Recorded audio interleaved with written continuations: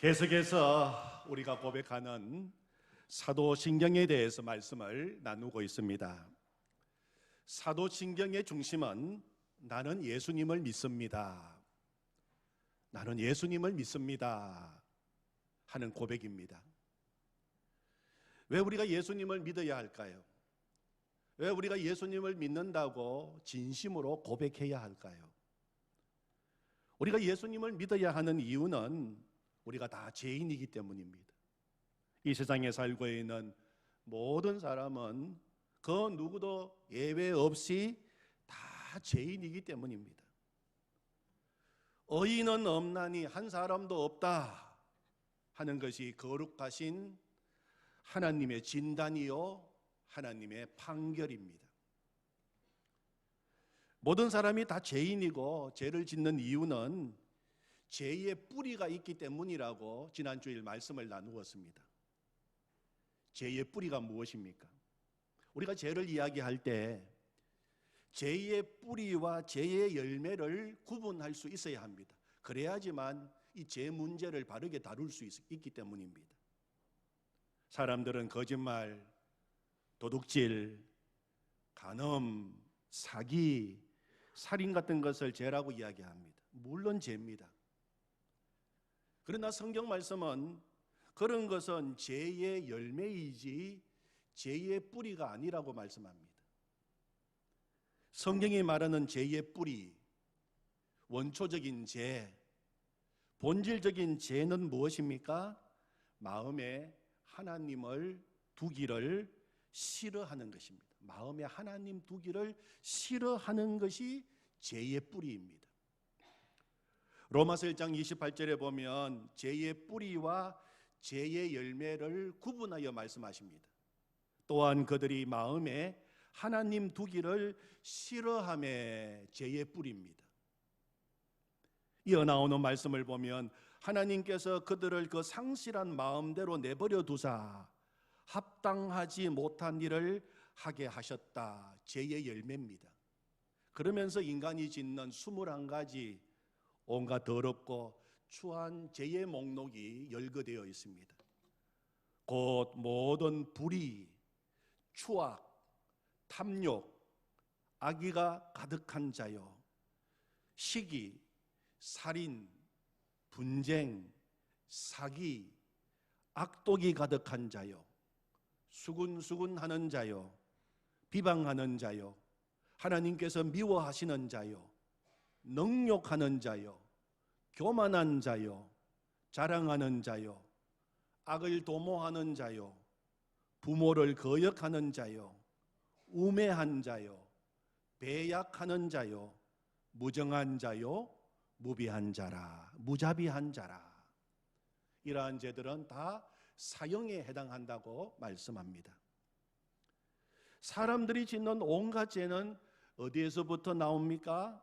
마음에 하나님 두기를 싫어하는 데서부터 다 나옵니다. 하나님을 내 삶의 주인으로 모시기를 원치 않는 것이 모든 죄의 뿌리입니다. 더 쉽게 말하면 하나님을 믿지 않는 것이 죄의 근본이고 근본적인 죄입니다. 그래서 우리 기독교에서는 예수님을 믿지 않는 것이 모든 죄의 출발점이라고 말하고 있는 것입니다. 그럼 왜 이 죄 문제를 그냥 두어서는 안 되고 반드시 해결해야 합니까? 죄의 결과는 죽음이요 사망이기 때문입니다. 로마서 6장 23절 말씀, 우리가 잘 아는 말씀인데 죄의 싹은 무엇이라고요? 죄의 싹은 사망이다. 그렇게 하나님께서 말씀하셨습니다. 사망 죽음에는 세 가지 죽음이 있습니다. 첫 번째는 영적인 죽음입니다. 하나님과의 관계가 끊어지는 것을 말합니다. 두 번째는 육적인 죽음입니다. 본래 인간은 죽는 존재로 지음받은 것이 아닙니다. 죄로 인하여 죽게 되는 것입니다. 세 번째는 영원한 죽음이 있습니다. 죽음 이후에 지옥으로 들어가는 두 번째 사망이 기다리고 있습니다. 그러면은 죄로 인하여 이 사망에 처하게 된 인생이 살 수 있는 길은 없습니까? 그 길이 있습니다. 바로 예수님을 믿는 것입니다. 예수님을 그리스도, 내 모든 죄 문제를 완전히 해결해 주시는 구주로 믿는 것입니다. 예수님은 우리 죄를 용서하기 위하여 십자가에서 죽으셨습니다. 예수님께서 십자가에서 죽으시고 보배로운 피를 흘려 주심으로 말미암아 우리의 죄 문제를 완전히 해결해 주셨습니다. 또한 예수님은 죄로 인하여 죽은 우리를 살리기 위하여 부활하셨습니다. 우리의 죄 문제 해결하기 위하여 보배로운 피를 흘리시고 죽으시고 죽은 우리를 이제 다시 살리시기 위하여 예수님은 부활하신 것입니다.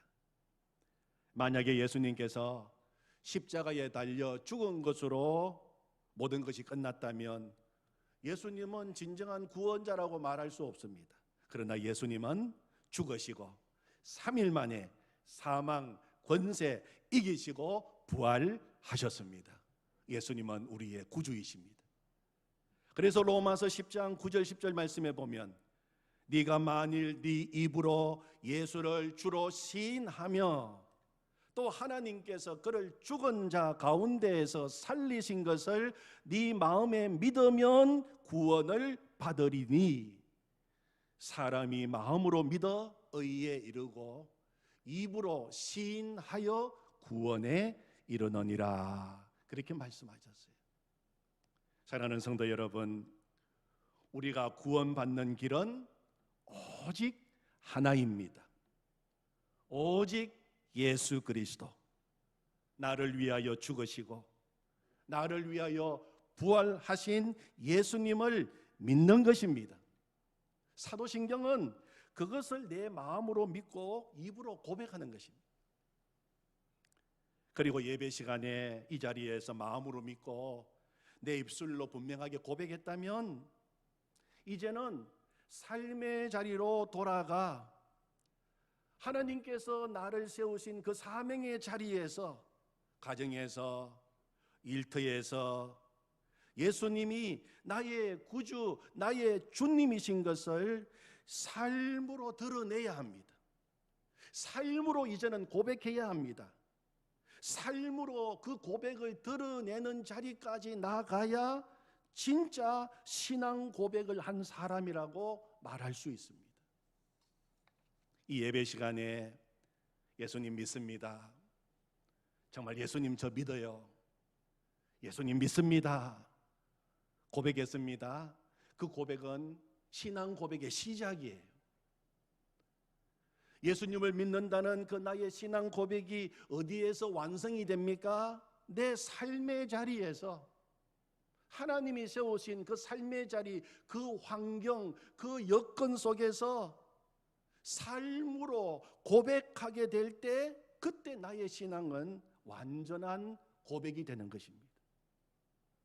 그래서 이번에 사도신경의 말씀을 계속 나누면서 한 가지 기도 제목이 생겼어요.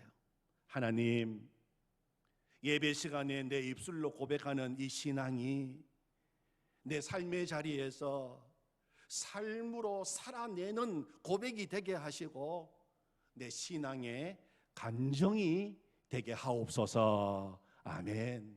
그것이 사도신경 말씀을 계속 나누면서 우리가 계속 기도해야 될 기도 제목입니다.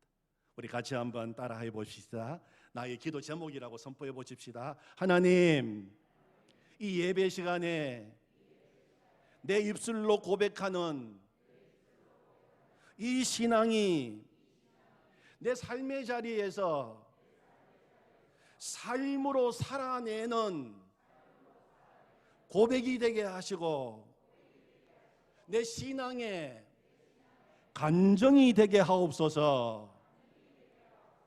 아멘. 그것이 우리가 사도신경을 배우고 또 말씀을 나누는 중요한 이유입니다. 생명의 삶 7월 22일 지난 금요일 날짜 묵상 에세이에 보면 한국유리 창업자인 고 최태섭 회장의 삶이 일부 소개되어 있습니다. 최태섭 회장은 노조위원장에게까지 존경을 받았던 경영인이었습니다. 회사의 경기가 아무리 어려워도 일용직의 점심 식사비만큼은 남겨두었던 경영자였습니다. 그는 기업주는 기업의 관리자일 뿐 진정한 소유주는 하나님이시다 하는 신념을 지닌 청지기 기업인이었습니다. 그는 6.25 전쟁 때 단무지 장사를 했습니다. 단무지 장사를 하기 위해서 그때 돈 5천만 원을 대출받아서 장사를 해서 잘해서 돈을 많이 벌었습니다. 일사후퇴 때 은행에 찾아가서 돈을 갚으려고 했습니다. 그러자 은행 창구 직원은 지금 이 모든 사람들이 지금 다 난리 가고 있는 이 난리통에 어떻게 될지 모르니 갚을 필요가 없다면서 피난이나 빨리 가라고 이야기했습니다. 그때 최태섭 회장은 아닙니다. 나는 하나님을 믿는 사람입니다. 하나님을 믿는 사람이기에 정직하게 살아야 합니다. 전쟁이 났기 때문에 잘못하면 갚을 수가 없을 것 같아서 지금 꼭 다 갚아야 합니다. 은행 직원을 오히려 설득을 시켜서 다 갚았습니다. 후에 제주도에서 군부대의 생선을 납품하는 원양어업에 뛰어들게 되었습니다. 자금 2억 정도가 필요했습니다. 그래서 은행에 대출하러 갔더니 은행 직원이 그냥 대출해 줄 수 없고 담보를 내놓으라고 요구했습니다. 그때 그는 말했습니다. 나를 담보로 빌려주시오. 신용대출을 해달라고 이야기한 것입니다. 당신이 누군데 우리가 믿고 신용대출을 해줍니까? 그때 또 그는 말했습니다. 나는 하나님을 믿는 사람이기에 믿어도 된다고 소리를 쳤어요. 그런데 그렇게 이야기하고 있는 가운데 그 은행 직원 중에 한 사람이 일사후퇴 때 빌린 돈을 갚고 그 피난을 갔던 그 화재의 인물임을 알아보고 은행장에게 소개하여 결국 무담보로 2억을 융자해 주었다는 일화가 있습니다. 그는 늘 나는 예수님 믿는 사람이다. 이것을 삶으로 고백하며 살았던 사람이었어요. 생명의 삶에도 나오는 간증을 좀 더 소개하면 최태섭 회장은 젊은 시절에 만주에서 무역회사로 중개업을 하였습니다. 곡물을 사서 대파는 일을 했습니다. 한 번은 콩을 사서 대팔기로 계약을 맺었어요. 엄청난 양이었습니다. 콩을 사서 중국 상인에게 넘기려고 하는데 그 사이에 이 콩값이 천정부지로 올랐어요. 살 때는 싸게 샀는데 후에 그 콩값이 엄청나게 오른 것이었습니다. 다른 무역상들은 자기가 계약한 사람들에게 위약금을 물어주고 그 곡식을 다른 사람에게 더 비싼 값으로 팔아서 엄청난 부를 얻었습니다. 최태섭 회장도 고민이 되었어요. 위약금으로 계약금의 2배를 물어주고 되팔면 20만 원 이상의 이익을 얻을 수가 있었습니다. 그 당시 쌀 한 가마가 5원이었으니까 20만 원이면 쌀 4만 가마의 이익을 볼 수 있는 그런 기회가 온 것입니다. 그러나 그는 원칙대로 계약했던 대로 그 곡물을 그 값에 그대로 계약한 대로 중국 상인에게 넘겼습니다. 이 사실을 잘 알고 있는 중국 상인도 미안한 마음이 들었어요. 그래서 내가 팔아서 얻은 이익의 절반을 다시 돌려드리겠습니다. 그렇게 제안을 했습니다. 최 회장은 그것도 거절했습니다. 그는 손해는 보지 않았어요. 그렇지만 엄청난 이익을 볼 수 있는 기회를 그냥 놓치고 말았습니다. 그러나 그 일로 그는 그 시대에 가장 신용 있는 무역상으로 이름을 나기 시작했습니다. 저 사람은 믿을 수 있는 사람이야. 저 사람은 하늘이 두 쪽이 나도 믿을 수 있는 사람이야. 저런 사람하고 계약을 해야지. 그래서 그는 나중에 한국유리라고 하는 회사를 창업하고 우리 시대에 존경받는 기업가, 약속을 잘 지키는 크리스찬 기업가로 사람들의 마음속에 깊이 남게 된 것입니다. 그는 예수님을 믿는 사람이었어요. 삶의 자리에서 나는 예수님 믿습니다 고백하는 사람이었어요. 우리 하나님께서는 이 예배의 자리에서 우리가 하는 신앙 고백을 정말 기쁘게 받으십니다. 그러나 우리 하나님의 갈망이 있습니다. 우리 하나님의 갈망은 정말 우리가 이 자리에서 그 고백을 했다면 우리의 삶의 자리에서도 나 예수님 믿습니다 하는 고백을 삶으로 살아내고 삶으로 간증하기를 원하십니다. 삶으로 신앙 고백을 써내려가는 성도님들이 다 되시기를 축원합니다. 아멘. 오늘은 우리가 예수님을 믿는다면 반드시 고백해야 돼요. 넘어갈 수 없습니다. 반드시 고백해야 하는 중요한 신앙 고백을 이 시간 나누려고 합니다. 바로 예수님의 동정녀 탄생입니다. 예수님께서 성령을 통해서 처녀의 몸에서 태어나신 것을 믿는다고 하는 고백입니다. 이 고백이 없으면 예수님 믿는 거 아닙니다. 너무 중요한 고백입니다. 그래서 예수님의 동정녀 탄생에 대한 예언은 창세기 성경을 열자마자 나옵니다. 창세기 3장 15절 말씀에 보면 하나님께서 인간을 유혹해서 타락하게 된 뱀에게 말씀하십니다. 너로 여자와 원수가 되게 하고 여자의 후손은 네 머리를 상하게 할 것이다. 그렇게 말씀하셨어요. 여자 앞에 정관사 더가 붙어 있습니다. 보통 여자를 가리키는 말이 아닙니다. 바로 그 여자, 하나님이 지명하신 그 여자를 가리킵니다. 그 여자에게 태어난 후손이 마귀의 모든 권세를 깨트리고 모든 인류에게 구원의 길을 열어줄 것이다. 그렇게 말씀하고 계시는 것입니다. 세상의 모든 사람, 우리들은 다 남자의 후손으로 태어났습니다. 그러나 장차 태어나실 인류의 구세주가 여자의 후손으로 태어나게 될 것이라고 예언하고 있는 것입니다. 바로 마리아의 몸에서 태어나실 예수님을 가리킵니다. 그래서 우리는 이 말씀을 가리켜서 원복음이다, 최초의 복음이라고 우리가 그렇게 말하고 있는 것입니다. 이 창세기 예언의 말씀대로 예수님은 동정녀 마리아에게서 여자의 후손으로 태어나신 것입니다.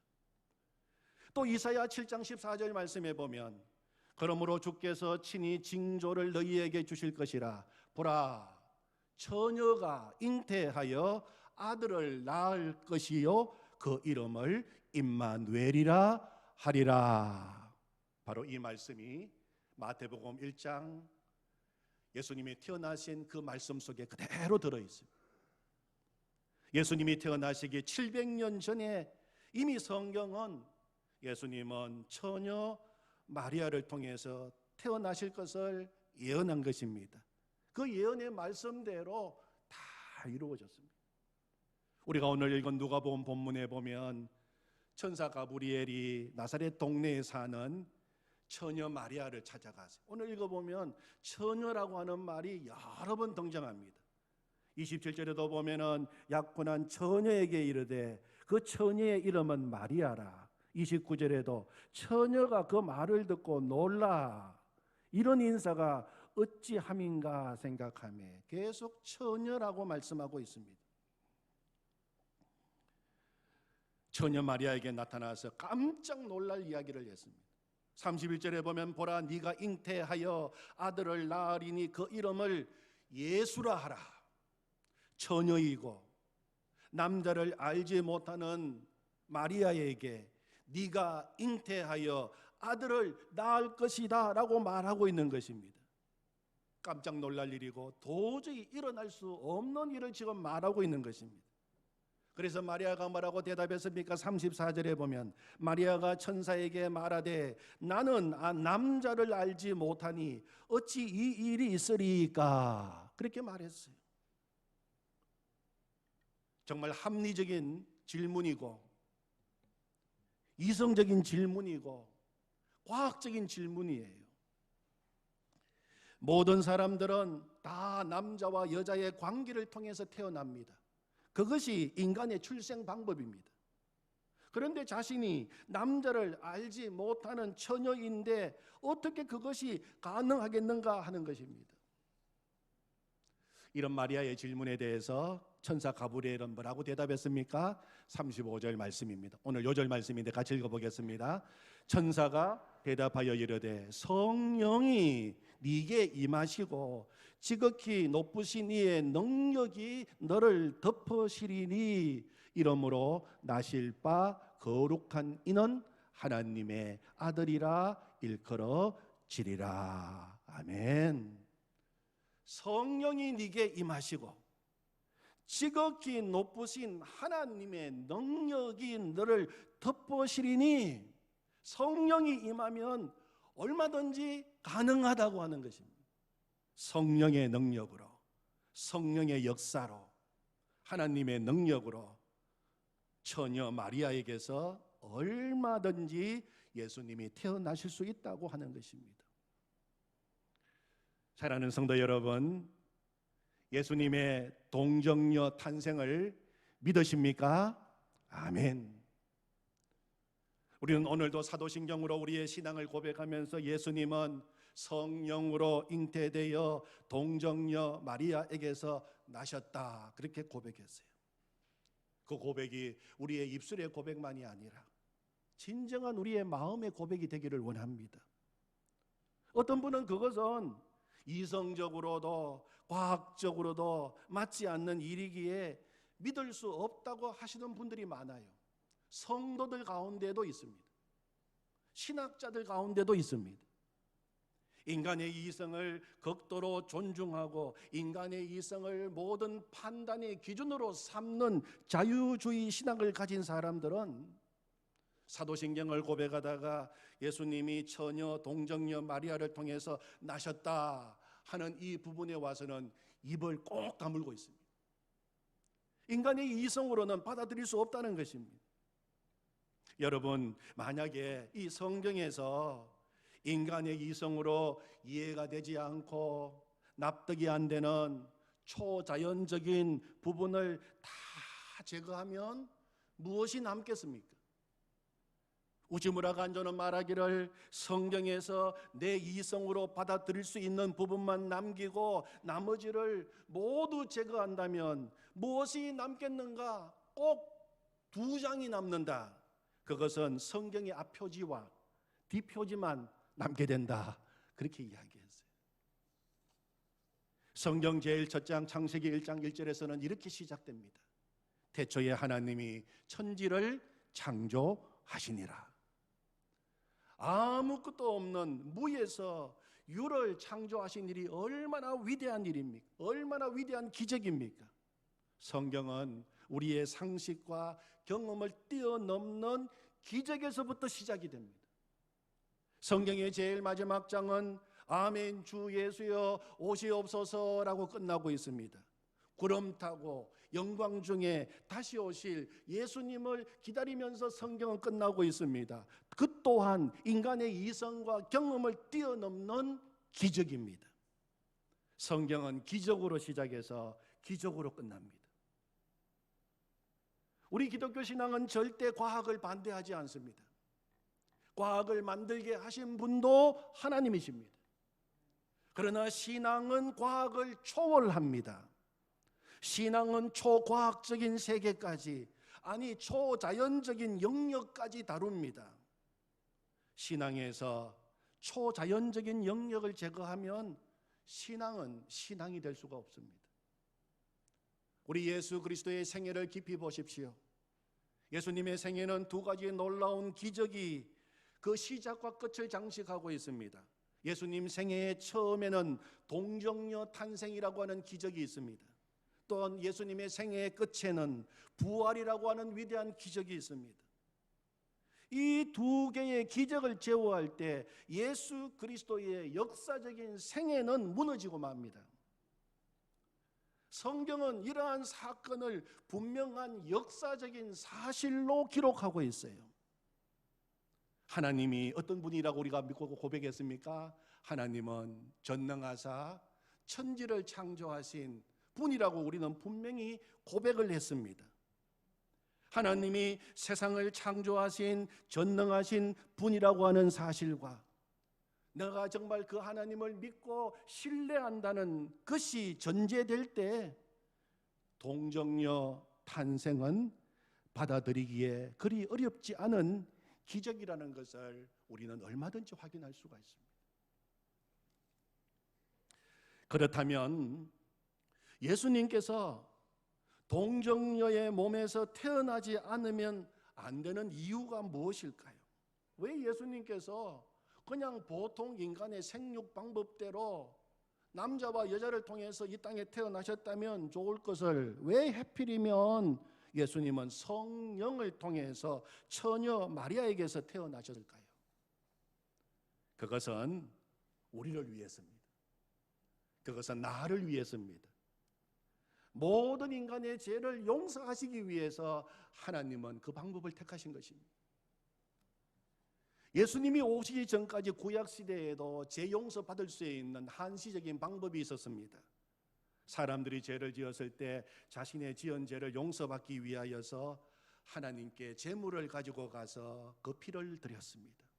하나님께서 죄를 범한 사람을 대신하여 죽은 그 짐승의 피를 보고 그 사람의 죄를 용서해 주셨습니다. 예수님 오시기 전까지의 죄 용서 방법이었습니다. 그들을 대신하여, 죄인들을 대신하여 제물이 되는 동물은 한 가지 원칙이 있는데, 조건이 있는데, 언제나 흠이 없고 티가 없는 제물이어야 했습니다. 죄를 용서받기 위한 중요한 조건은 죄 있는 것은 죄인을 대신할 수 없다는 것입니다. 죄 있는 것이 죄인을 대신할 수 없다. 거룩하고 깨끗한 것만이 죄인을 대신하여 제물이 될 수 있다는 것입니다.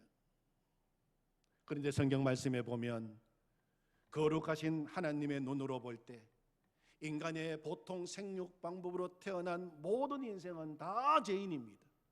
다 죄를 범했습니다. 그래서 로마서 3장 10절에서 기록된 바 의인은 없나니 하나도 없다고 하나님이 판결하신 것입니다. 이 땅의 모든 인간의 보통 생육 방법으로 남자와 여자를 통해서 태어난 모든 인간은 태어날 때부터 원죄를 가지고 다 죄인으로 태어나는 것입니다. 그러므로 죄인인 인간이 자신의 죄도 해결할 수 없을 뿐만 아니라 다른 인간의 죄를 용서할 수 없는 것입니다.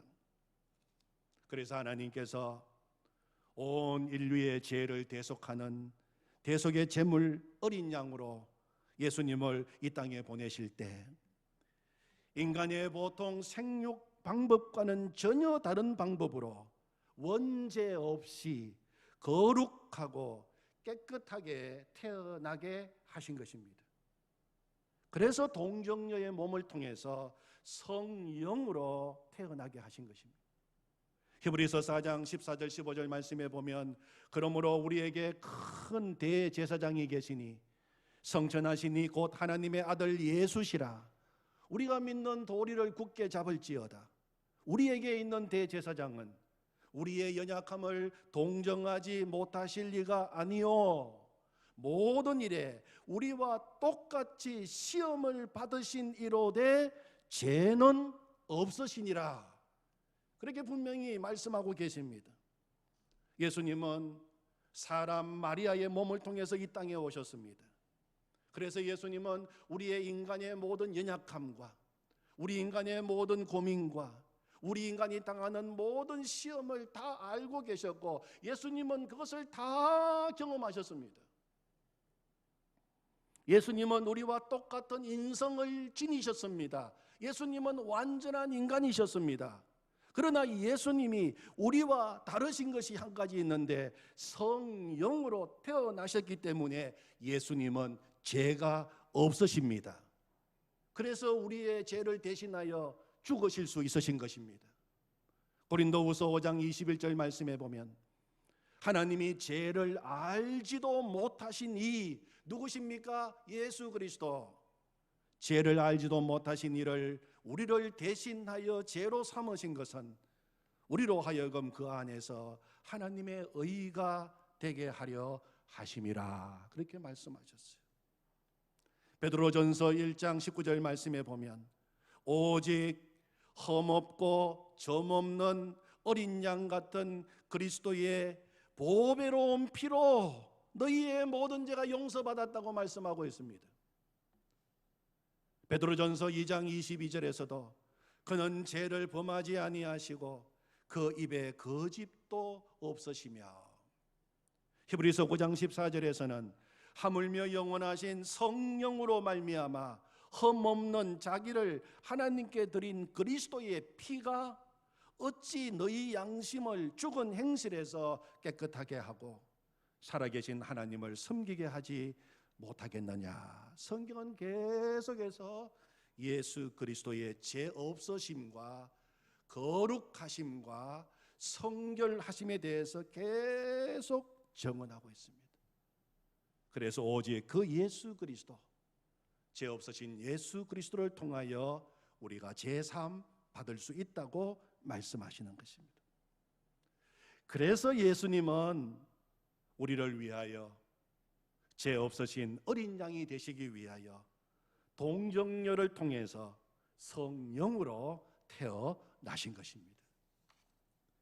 미국 미시간에 살던 저명한 의사요 전도자였던 M.R. 디한 박사는 다음과 같이 7가지로 예수 그리스도의 동정녀 탄생의 필연적 진리를 증언하였어요. 한번 잘 들어보시기 바랍니다. 첫 번째, 우리는 모두 아담 안에서 태어나며 따라서 아담의 죄는 모든 인간에게 영향을 끼쳤다. 두 번째, 죄의 값으로 말미암아 모든 인간에게 영적으로 육적으로 죽음이 찾아왔다. 세 번째, 인간의 생명은 피 안에 있다. 피가 육체의 생명 그 자체이다. 네 번째, 죄가 바로 인간의 이 피를 오염시키고 말았다. 그래서 모든 인간은 유전에 의해서 타락한 피를 가지고 태어난다. 다섯 번째, 따라서 하나님이 보내주시는 구세주는 거룩하고 죄 없는 분으로 이 땅에 오셔야만 한다. 여섯 번째, 따라서 구세주는 아담의 후손이면서도 아담의 타락한 피를 갖지 않은 자로 오셔야 한다.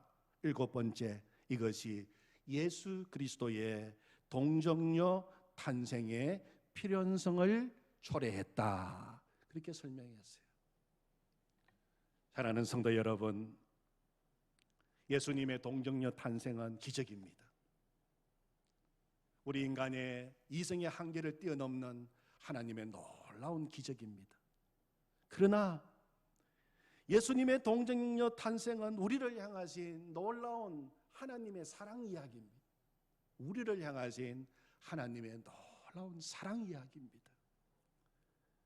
동정녀의 몸을 통해서 오시기까지 끝까지 우리를 포기하지 않으시고 우리를 사랑하시는 그 하나님 아버지의 사랑, 그 예수님의 사랑을 우리에게 이야기하고 있는 것입니다. 동정녀의 몸을 통해서 오시기까지 우리를 사랑하시는 예수님을 찬양합니다. 아멘. 기도하겠습니다. 하나님 아버지, 이 사도신경이 이 시간 우리의 믿음의 고백입니다. 예수님 사랑합니다. 이 고백이 이제 우리의 삶의 자리까지 이어지게 하여 주시옵소서. 삶의 자리에서 예수님 사랑합니다, 나 예수님 믿습니다, 삶으로 드러내게 하시고 우리의 신앙 고백이 완성되게 하여 주시옵소서.